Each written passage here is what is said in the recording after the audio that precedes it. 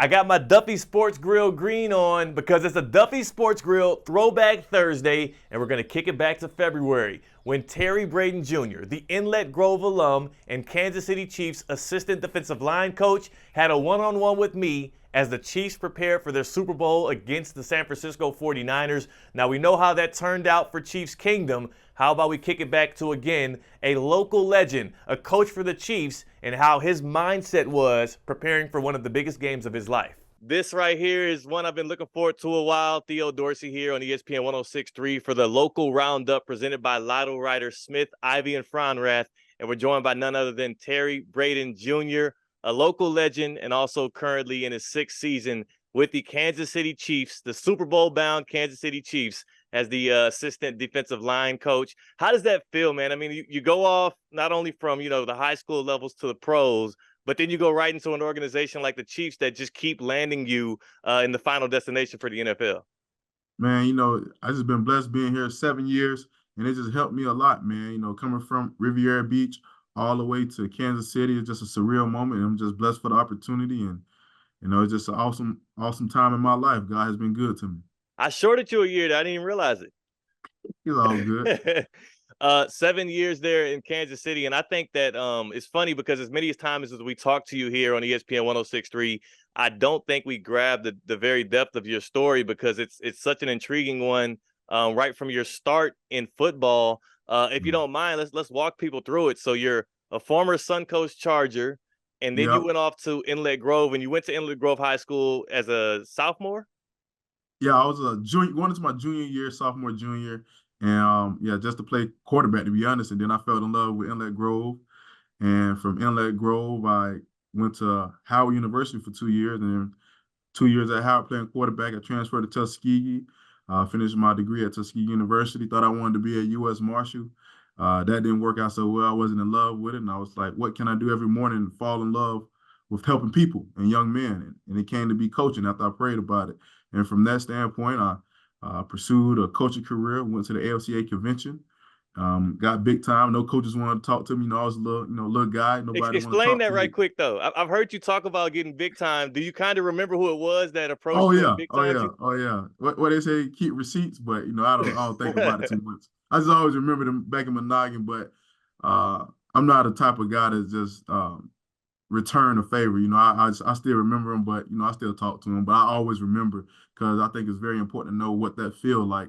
And when you have a young GA or somebody that's trying to get in the profession, you don't do that to them. You try to help them.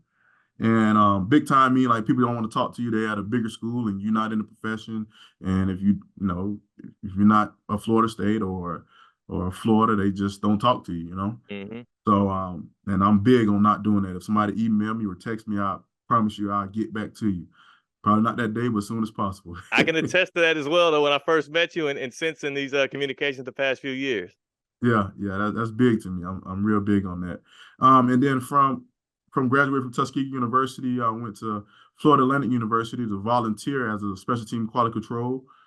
Halfway through the season, Dr. Banks called me to become was asking would I be interested in becoming the head coach of Inlet Grove, and I told her yes.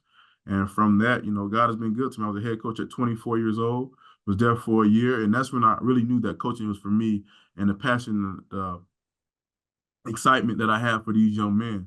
And a coach that recruited me was now the head coach at Bethune-Cookman. He's not there no more, Terry Sims. I Hmm. called Coach Sims to do a GA, graduate assistant. He interviewed me, hired me. I was there for a year.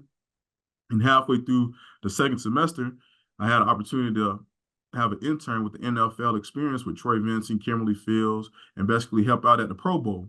And one morning, it's all God, man. This whole story is all God. One morning, I had an opportunity to sit down and have breakfast with this gentleman. Come to find out, he played quarterback. I played quarterback. He went to HBCU. I went to HBCU, and we had a lot of things in common. And he was an older gentleman. He asked me, "What do you want to do with your life, and what you want to really accomplish out of coaching?" I said, "I just want to learn football as much as I can."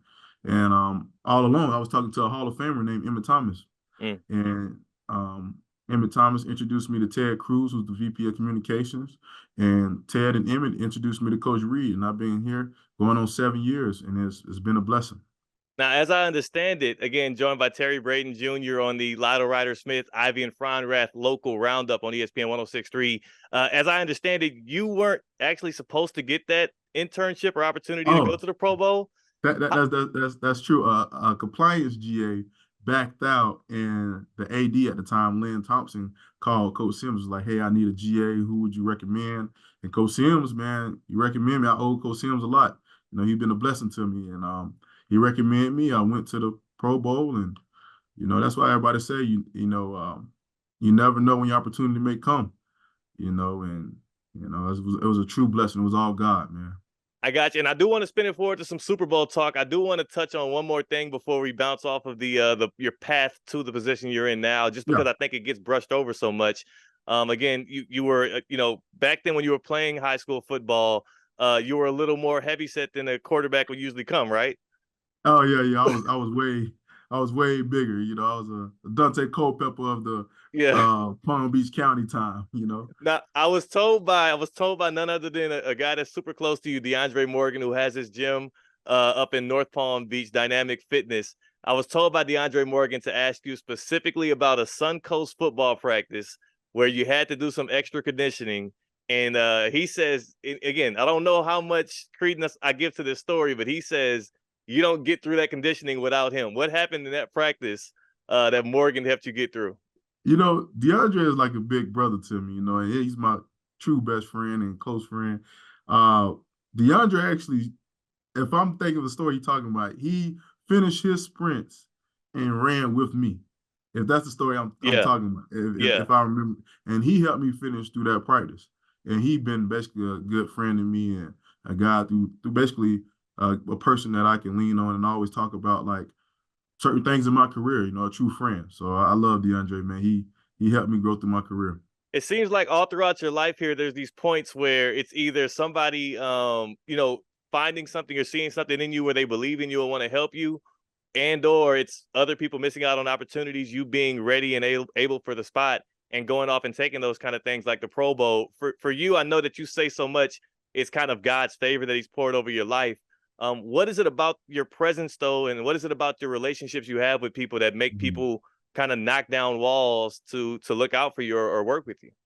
Man, before I was born, my brother was murdered 30, 40 feet from my house in Moore Heights. And my parents and my mom always instilled in my dad as well. My mom always instilled in me as always be respectful, give thanks to God, and always have respect for people. And, if you show respect, you get respect. And she always taught me that it's important to be ready when your opportunity presents itself.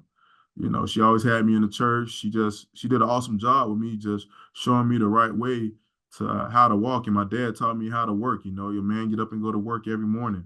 So just my parents instilled in me just a certain elements of being from Revere Beach. And people think the odds are against you, but successful people come from Revere Beach, and I'm always gonna preach that. So I think that basically is a shining light for me of how my mom and my dad basically brought me up through the church and brought me up. And nobody's perfect, but brought me up a certain way, going through Wells Recreation Department, which I think is one of the best departments for the youth to be a part of. Just everything in Revere Beach just instilled me to basically help me. And it's a true going to John F. Kennedy, all these events in my life, going to the old Suncoast where Inlet Grove is now, all these Mm-hmm. events that happened in my life, it prepared me for this moment right now in my life. Well, let's talk about this moment then. Let's spin it forward again. Terry Bradden Jr., assistant defensive line coach for the Kansas City Chiefs, looking to be the first team to repeat since the early 2000s of Tom Brady and that New England Patriots. That was people call it a dynasty. What you are doing right now with the Chiefs, we're talking about it being a budding dynasty in the NFL today. How excited are you, and what's this week like for you with your position currently on the staff, prepping for what Sunday's about to be? Uh, you know, Coach Reed does an awesome job with his leadership of trying to keep us focused and keep a normal week, get most of our work done here while we in Kansas City. We leave tomorrow actually to go to Vegas. Mm. So this week has been very busy.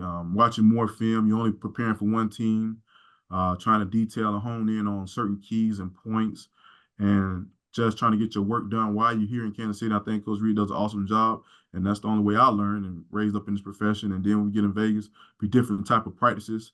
and different type of preparation. But you know, the main focus is to win the Super Bowl. To be able to do so, you're going to need that defensive line to disrupt some stuff against that 49ers offense. First and foremost, I mean, we got to talk about the glaring loss for you guys up front. Charles Omenihu, who was a huge addition to that front this year, was having a great playoffs, had the strip sack on Boynton Beach's very own Lamar Jackson.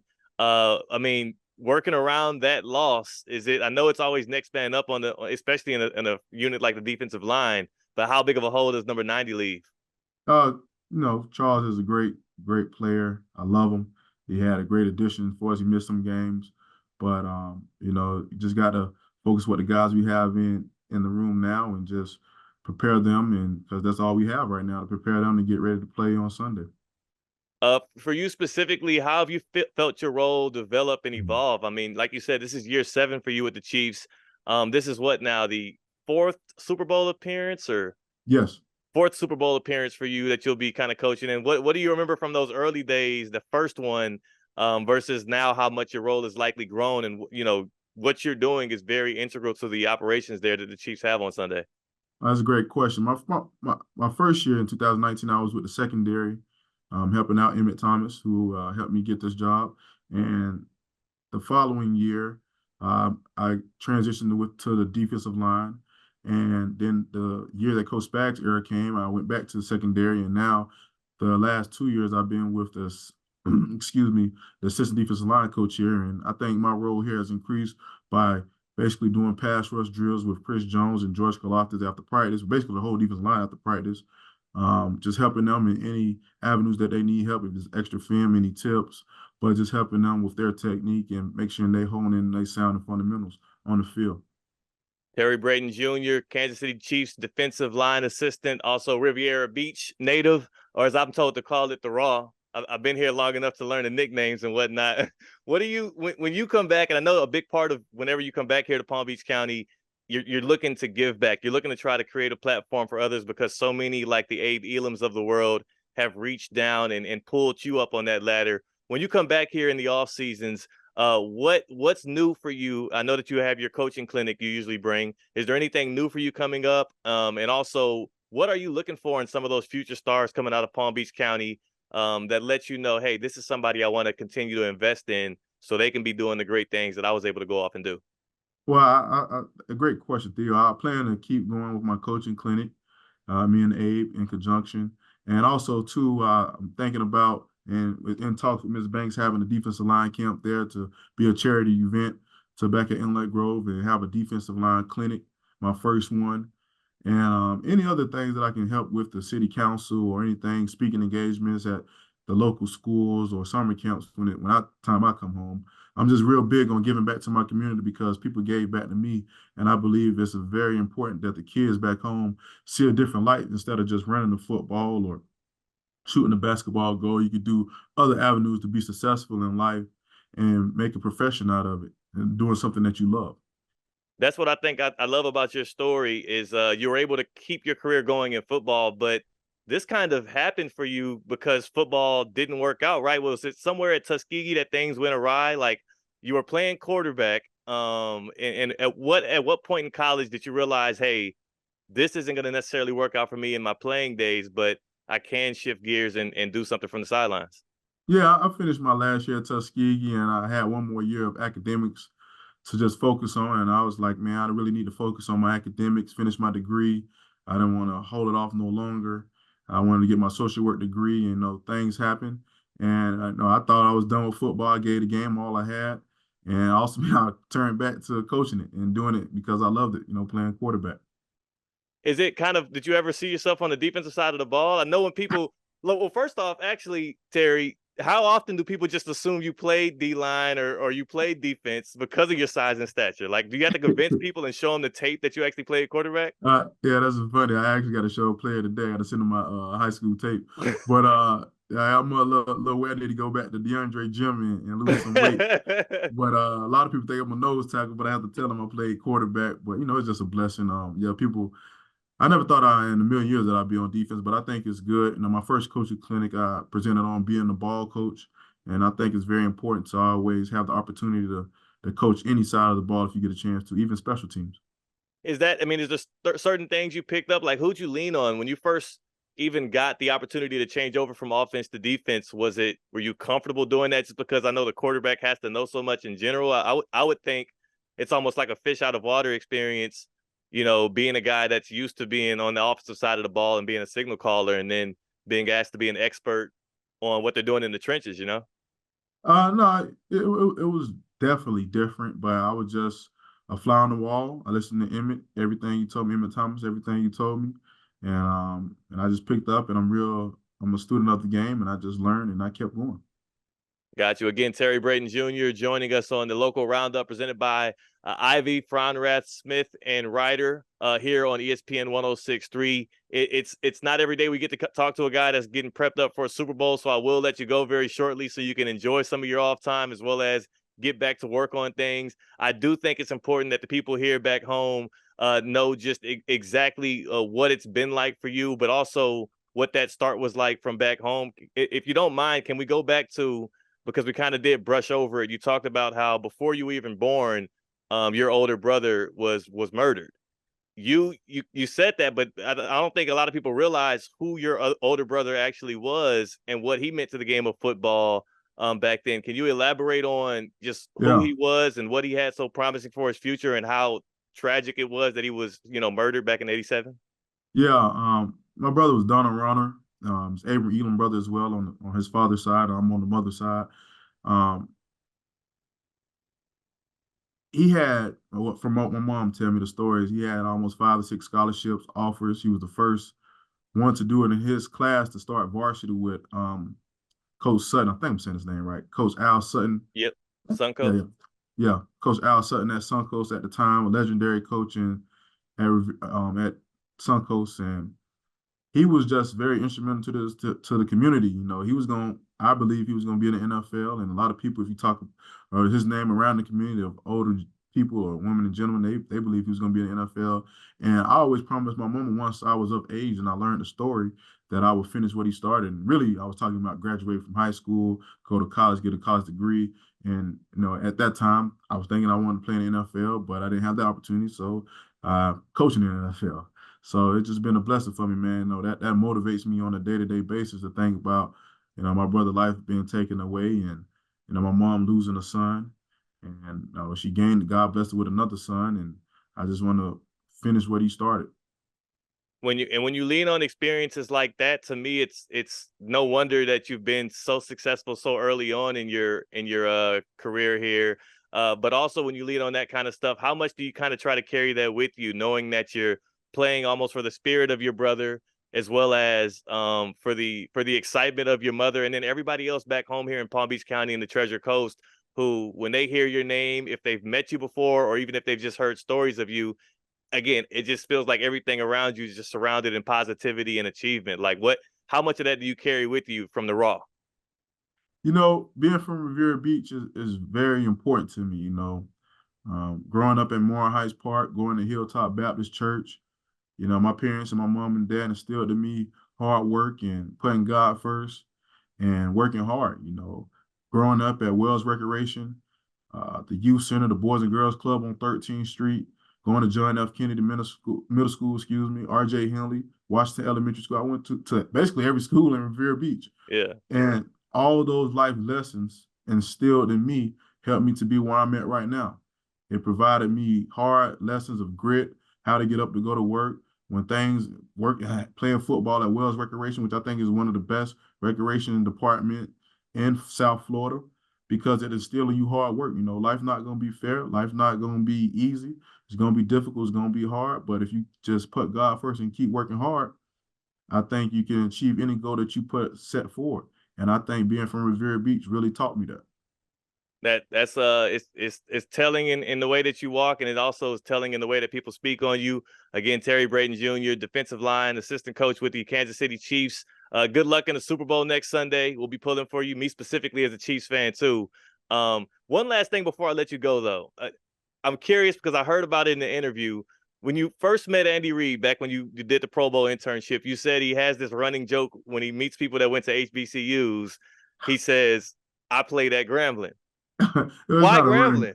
I don't know. It's not a running joke, but he did say Gremlin. I don't know, but Yeah. he do support HBCUs. 2 weeks ago, he had a Tuskegee University jacket on in the interview, so he's all for HBCUs, and he's been very supportive of me and my life and my family.